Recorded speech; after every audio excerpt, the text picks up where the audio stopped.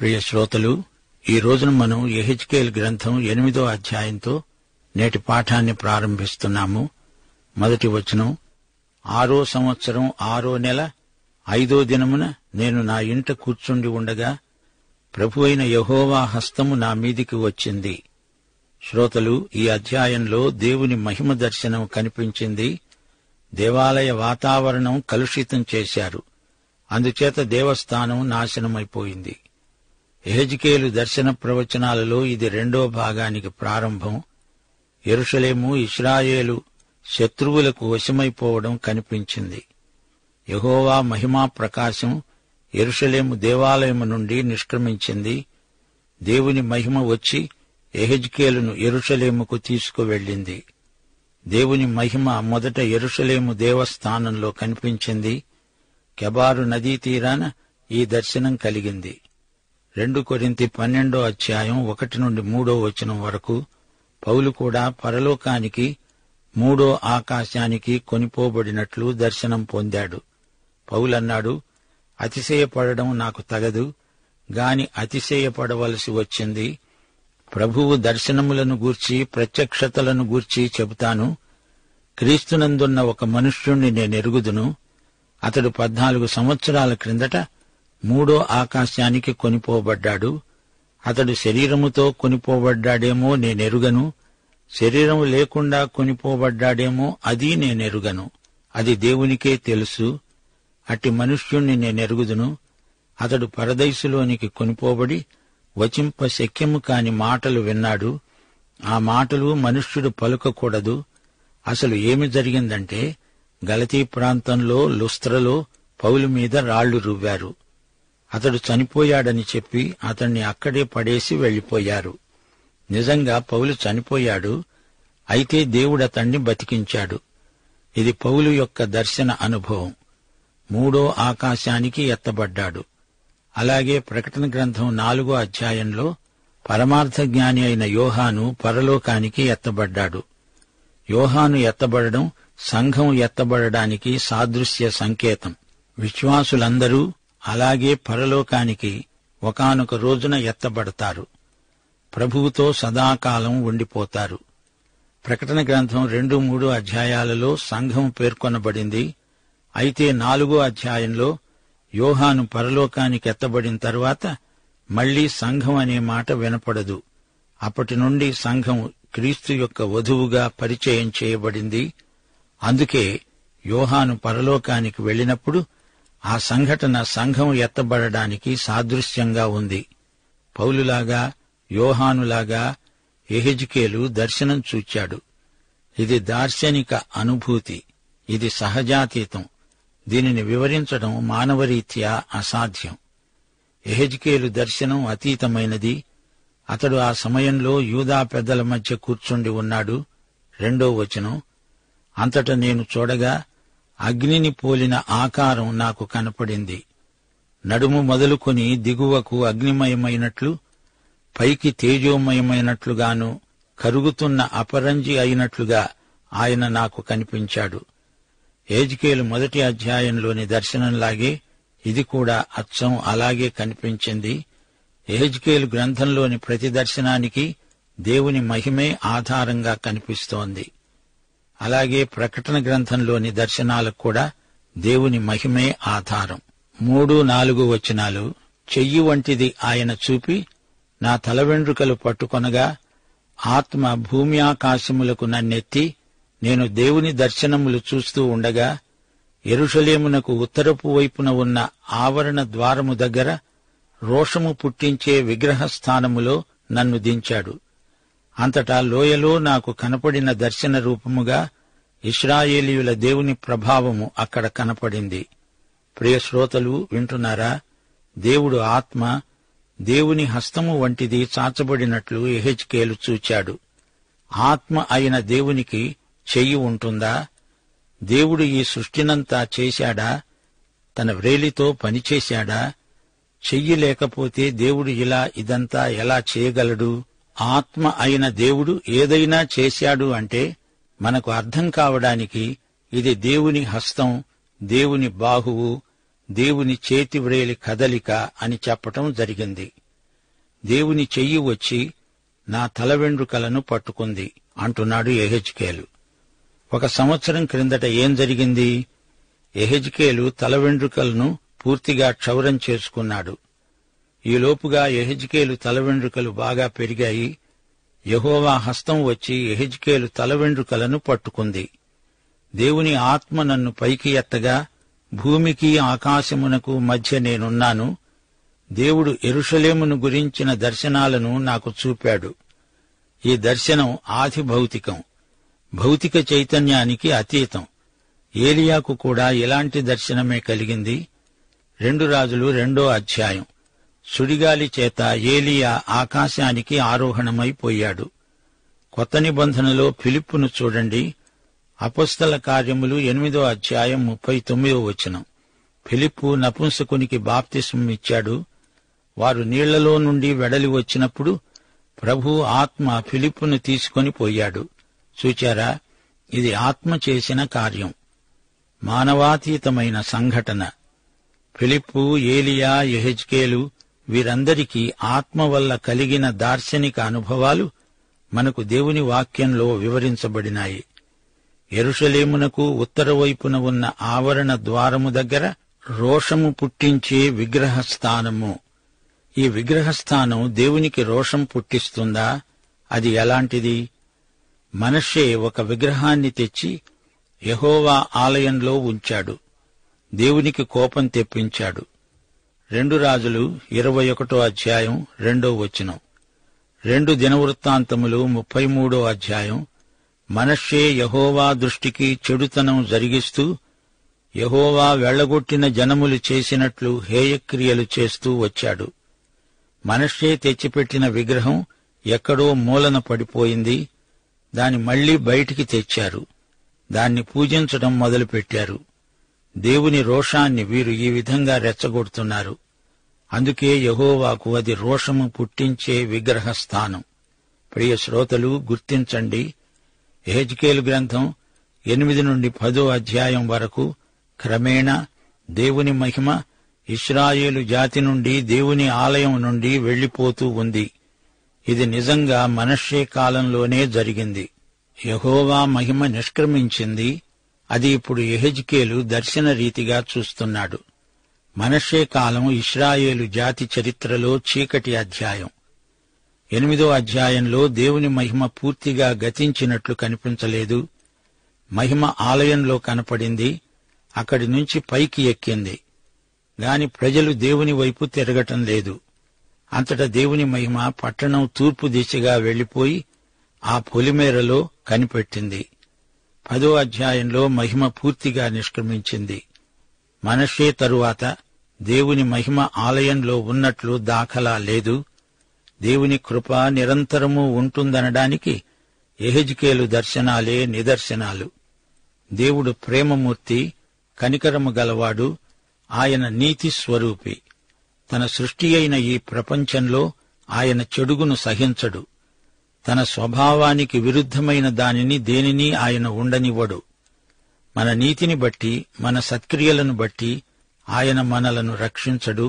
కాని కేవలం ఆయన కృప, మన విశ్వాసం మాత్రమే మన రక్షణకు ఆధారం. విశ్వాసం అంటే యేసుక్రీస్తునందు మనము ఉంచిన నమ్మకం. ఆయన విశ్వసనీయుడు, ఎంతైనా నమ్మదగినవాడు. క్రీస్తునందు విశ్వసించని ఎడల మన పాత స్వభావాన్ని బట్టి దేవునికి విరోధంగానే ఉండిపోవలసి వస్తుంది. పోలీసు అధికారి ఎవరైనా నేరస్తుణ్ణి తన ఇంటిలో చేర్చుకుంటాడా? యెహెజ్కేలు 8వ అధ్యాయం 5వ వచనం. నరపుత్రుడా, ఉత్తరపు వైపు చూడు అని యెహోవా సెలవీయగా నేను ఉత్తర వైపు తేరి చూచాను. ఉత్తరపు వైపున బలిపీఠము గుమ్మము లోపల రోషము పుట్టించే ఈ విగ్రహం నాకు కనపడింది. దేవాలయం అపవిత్రమైపోయింది. ప్రజలు సజీవుడైన సత్యదేవుణ్ణి ఆరాధించటం లేదు. దశాజ్ఞలలోని మొదటి 2 ఆజ్ఞలను ధిక్కరిస్తున్నారు. 7 నుండి 9వ వచనం వరకు. అప్పుడు ఆవరణ ద్వారము దగ్గర ఆయన నన్ను దింపగా గోడలో ఉన్న సందు ఒకటి నాకు కనపడింది. నరపుత్రుడా, ఆ గోడకు కన్నము త్రవ్వమని ఆయన నాకు సెలవీయగా నేను గోడకు కన్నము తవ్వినంతలో ద్వారమొకటి కనపడింది. నీవు లోపలికి చొచ్చి ఇక్కడి వారు ఎట్టి హేయకృత్యములు చేస్తున్నారో చూడుమని ఆయన నాకు సెలవీయగా, నేను లోపలికి పోయి చూచాను. అప్పుడు ప్రాకెడి సకల జంతువుల ఆకారములు, హేయమైన మృగముల ఆకారములు, అనగా ఇశ్రాయేలీయుల దేవతల విగ్రహములన్నీ గోడమీద చుట్టూ రాయబడినట్లు కనపడింది. యెహెజ్కేలు కలగనలేదు, ఇది వాస్తవం. అతడు కన్నం తవ్వాడు, అందులో గుండా ప్రవేశించాడు. శరీరంతో అతడు చేసినది కనపడుతోంది. లోపల ఏమి కనపడింది? వారు సృష్టికర్తను విడిచి సృష్టమును పూజిస్తున్నారు. సత్యయేక దేవుణ్ణి అవమానపరుస్తున్నారు. నిర్గమకాండంలో ఈజిప్టులో విగ్రహ పూజ ఎంత నికృష్టంగా పరిణమించిందో మనం చూచాము. మృగప్రతిమలకు పూజ చేశారు. ఈజిప్టులో వచ్చిన 10 తెగుళ్లు అక్కడి స్థానిక దేవతలపై దేవుడు ప్రకటించిన యుద్ధమే. రోమాపత్రిక 1వ అధ్యాయం 21వ వచనం, 25వ వచనం. వారు దేవుణ్ణి ఎరిగి ఉండి కూడా ఆయనను దేవునిగా మహిమపరచలేదు, కృతజ్ఞతాస్తుతులు అర్పించలేదు గాని తమ వాదములందు వ్యర్థులయ్యారు. అట్టివారు దేవుని సత్యమును అసత్యమునకు మార్చి సృష్టికర్తకు ప్రతిగా సృష్టమును పూజించారు, సేవించారు. ఇశ్రాయేలు కూడా అన్యులతో సమానంగా అధోగతికి దిగజారారు. సజీవ సత్యదేవునికి భూదిగంతాల వరకు తాను సాక్షిగా ఉండవలసింది పోయి దేవునికి దూరంగా తొలగిపోయింది. సాక్ష్యాన్ని చేజేతులా పాడు చేసుకుంది. అందుకే దేవుడు వారి మీద ఈ విధంగా కఠిన చర్య తీసుకోవలసి వచ్చింది. 11, 12 వచనాలు.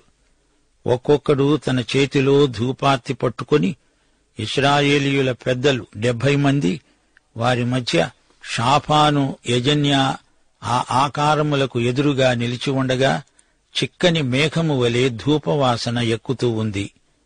అప్పుడాయన నాకు సెలవిచ్చినదేమనగా, నరపుత్రుడా, యెహోవా మమ్మును చూడడు, యెహోవా దేశాన్ని విసర్జించాడు అని ఇశ్రాయేలీయుల పెద్దలు చీకటిలో తమ విగ్రహపు గదులలో వారిలో ప్రతివాడు చేసేదానిని నీవు చూస్తున్నావు గదా.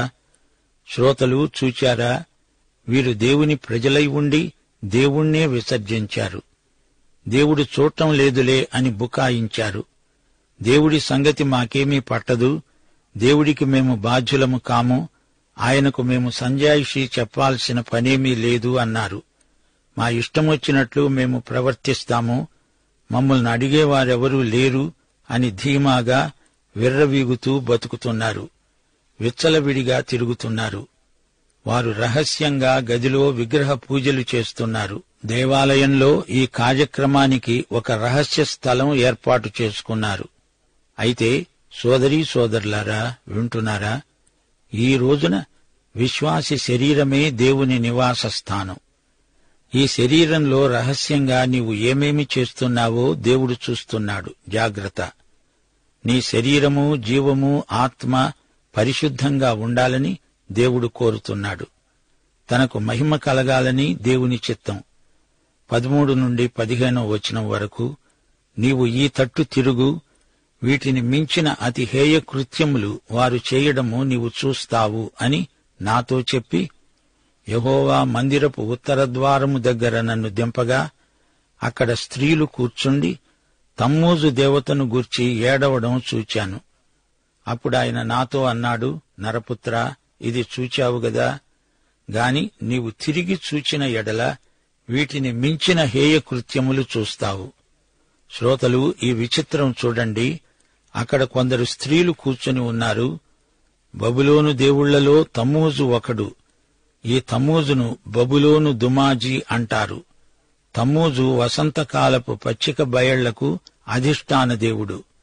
ఇతడు ఆకులు రాలే కాలంలో చనిపోయి వేసవి కాలంలో మళ్లీ బతుకుతాడని బబులోను పురాణాలు చెబుతాయి. ఫెనీకేలో ఈ దేవతను పూజిస్తారు. గ్రీసు దేశం వరకు తమ్మూజు పూజా ప్రభావం ప్రసరించింది. తమ్మూజు భార్య అదోనిస్. తమ్మూజు అనే దేవుడు చనిపోయాడని స్త్రీలు ఏటేటా ఏడుస్తారు. తమ్మూజు పూజ సృష్టి పూజ. దీనికి అనుబంధంగా కొన్ని అసభ్యకరమైన ఆచారాలు అమలులోకి వచ్చాయి. ఇది తమ్మూజు కథ. 16వ వచనం, యెహోవా మందిరపు ఆవరణములో నన్ను దింపగా అక్కడ యెహోవా ఆలయ ద్వారమున ముఖమంటపానికి బలిపీఠానికి మధ్య ఇంచుమించు 25 మనుష్యులు కనిపించారు. వారి వీపులు యెహోవా ఆలయము చుట్టూ, వారి ముఖములు తూర్పు తట్టు తిరిగి ఉన్నాయి. ఇక్కడ సూర్యదేవుని పూజ జరుగుతోంది. ఈ పూజ ఎక్కడో కాదు, యెహోవా ఆలయంలోనే జరగడం మరీ ఘోరం, హేయం. ముఖమంటపానికి బలిపీఠానికి మధ్య ఈ సూర్య నమస్కారాలు చేయడం విడ్డూరంగా ఉంది. ఆధ్యాత్మికంగా వీరు ఎంత కిందికి దిగజారిపోయారో చూడండి. 17వ వచనం, అప్పుడాయన నాతో అన్నాడు, నరపుత్రా, నీవు చూచావుగా, యూదావారు ఇక్కడ ఇట్టి హేయకృత్యాలు జరిగించటం చాలదా? వారు దేశాన్ని బలాత్కారముతో నింపుతూ నాకు కోపం పుట్టిస్తారు. తీగె ముక్కుకు పెట్టుకుంటూ మరి ఎక్కువగా నాకు కోపం పుట్టిస్తారు. తీగె అంటే కొమ్మ, కొమ్మను ముక్కు ముందు పెట్టుకోవడమేమిటి? ఇవన్నీ బబులోను సంస్కృతికి చెందిన మతాచారాలు. ఇలాంటివి చేసి యూదావారు దేవుని కోపం రేపటం వీరికిది అలవాటైపోయింది. సిగ్గుచేటు. ఈ అధ్యాయంలో దేవుడు తన తీవ్ర కోపాన్ని వ్యక్తం చేస్తూ అన్నాడు, కటాక్షము లేక కనికరము చూపక నేను నా క్రోధమును అగుపరచి, వారు నా చెవులలో ఎంత బిగ్గరగా మొర్రపెట్టినా నేను ఆలకించను. దీనికంతటికీ కారణమేమిటి? ఇశ్రాయేలు వారు ఎంత కిందికి దిగగలరో అంతవరకు దిగజారిపోయారు. దేవుడు వారికి తీర్పు విధించబోతున్నాడు. దేవుడే తీర్పరి. ఆయన మహాపరిశుద్ధుడు. ఆయన నీతి న్యాయములు నిష్పాక్షికమైనవి. రోమాపత్రిక 9వ అధ్యాయం 14వ వచనంలో అపొస్తలుడైన పౌలు అన్నాడు, కాబట్టి ఏమంటాము? దేవుని యందు అన్యాయము కలదా? అట్లనరాదు. దేవుడు చేసే పని నిష్పాక్షికమైనది. శ్రోతలు, యెహెజ్కేలు 9వ అధ్యాయం వినండి. మనష్షే రాజుకాలం నుండి షకీనా మహిమ ఆలయంలోకి రావడం పోవడం జరుగుతూనే ఉంది. యెహెజ్కేలుకు దర్శనంలో 6 మనుష్యులు కనిపించారు.